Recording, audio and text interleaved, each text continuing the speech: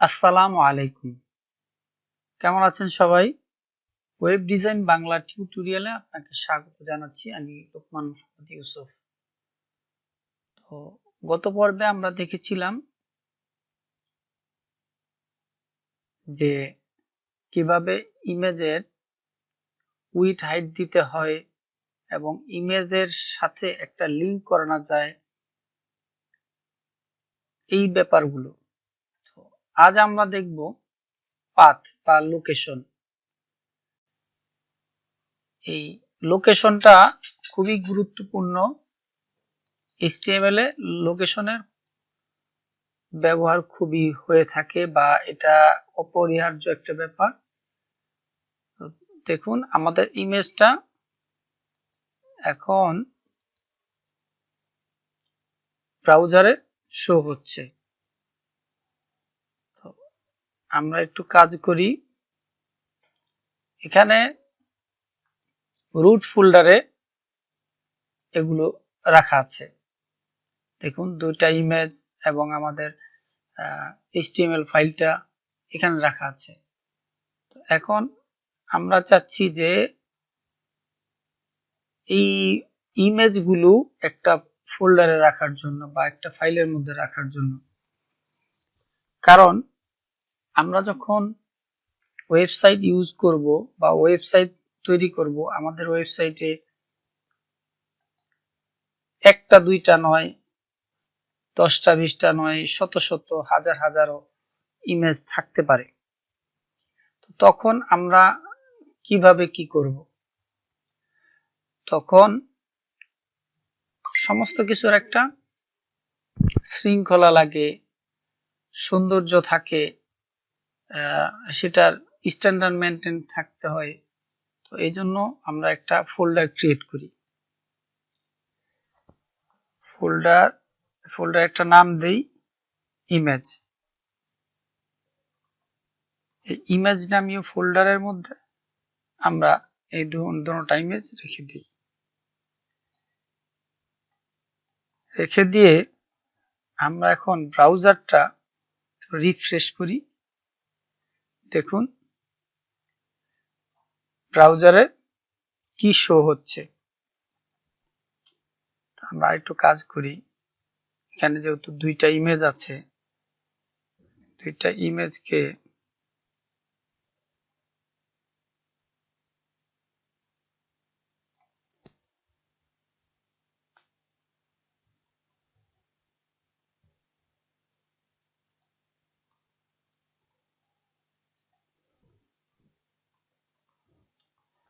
ইমেজকে ভিন্ন করার জন্য আমরা একটা প্যারাগ্রাফ নেই।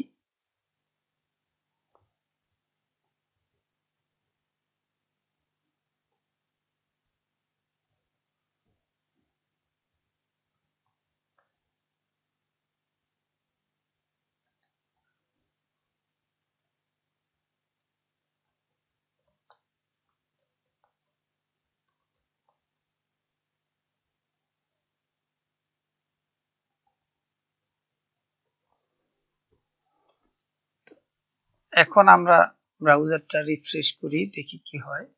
দেখুন এই কারণে নিয়েছি যেন দুইটা ইমেজ সেপারেট হতে পারে। এখানে দেখুন আমরা প্রথম ইমেজটা, এখানে আমরা একটা অল্টার টেক্সট দিয়েছিলাম, এই জন্য এই লেখাটা শো করছে। যেহেতু ইমেজটা লোড হতে পারেনি, এই জন্য এই লেখাটা শো করছে।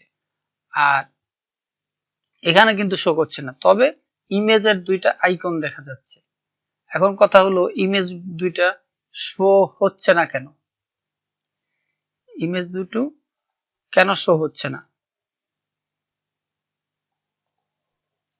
এই কারণে শো হচ্ছে না, কারণ আমরা যে আরেকটা ফাইলের মধ্যে রেখেছি সেটা আমরা কোডের মধ্যে উল্লেখ করিনি। এই যে আমরা কোডটা লিখেছি সেখানে চিনিয়ে দেইনি যে এই ফাইলটা বা এই ইমেজটা কোন ফাইলে আছে, ইমেজটা আমরা কোথায় রেখেছি। তো এই জন্য আমাদের কি করতে হবে? আমরা যেখানে ইমেজের নামটা লিখেছি, এই যে got.jpg, এই ইমেজের নামের শুরুতে আমরা যে ফাইলটা ক্রিয়েট করেছিলাম ইমেজ নামীয়, ওই ইমেজ নামটা এখানে দিয়ে দিই আমরা, দিয়ে একটি স্ল্যাশ দিয়ে দেই, ফাইলটা সেভ করি, সেভ করে আমরা ব্রাউজারটা রিলোড দিই। দেখুন প্রথম ইমেজটি চলে এসেছে এবং লিংক করিয়েছি, এজন্য এখানে লিংক শো করছে। তো আমরা দ্বিতীয় ইমেজটিও ওইভাবে দিয়ে দিই।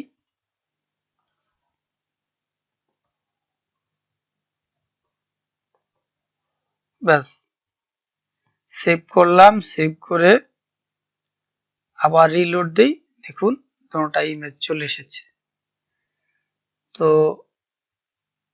খুবই সিম্পল ব্যাপার, অবশ্যই এগুলি খেয়াল করতে হবে। আরেকটা জিনিস, শুধু শুধু ভিডিও দেখলে হবে না, এটাকে অবশ্যই প্র্যাকটিস করতে হবে। প্র্যাকটিস না করলে আপনি পারবেন না। হ্যাঁ, মনে হয় যে এটা খুবই সহজ, তবে যতক্ষণ পর্যন্ত আপনি কোড টাইপ না করবেন, কোডগুলি না লিখবেন, না প্র্যাকটিস করবেন, কখনো আপনি একজন ডিজাইনার বা ডেভেলপার হতে পারবেন না।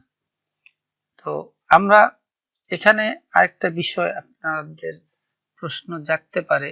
দেখুন এখানে স্মলের পরে যেই হাইফেনটা আছে, তো এই হাইফেন যদি আমরা তুলে দিই,